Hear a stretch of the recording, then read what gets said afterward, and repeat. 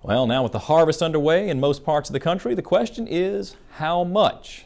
And for that, we turn to Neil Melancon with this week's Bottom Line. And Neil, I guess the question is twofold. How much grain and how much is the crop going to be worth? Well, the first part of that we're still wondering about. As you might remember, at the start of the summer, the talk was all about this being a record corn crop and possibly one for soybeans as well.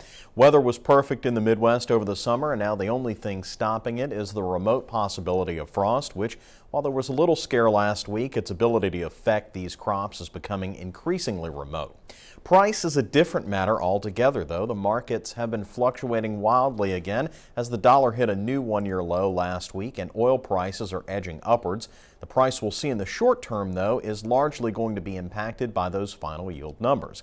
However, the short term is not going to be the overall financial picture we need to look at to determine the final price of this year's crop. First, I need to take you to South America, where news has come out that Brazil and Argentina, the largest exporters of soybean oil each, will actually need to import oil for this coming year.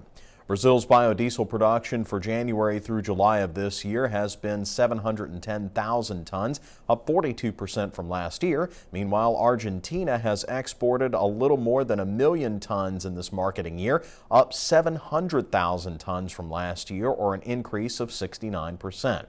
Now, it may be a bit confusing that the South American countries that are the top exporters of soy oil need to also import it later. What happens is, are these given contracts for soy oil that have to be filled, then these countries have to deal with the shortfall in soybean production later. The bottom line here is that all of this points to a shortage of grains in the late fall and winter. The U.S. crop will make up some of this, and it's good news for prices domestically in that regard. And Mike, if there's a shortfall after this big harvest, prices could go even higher. And Neil, we've been talking about the shortfall coming out of South America for several weeks on the program. Is it affecting us now here in the U.S.?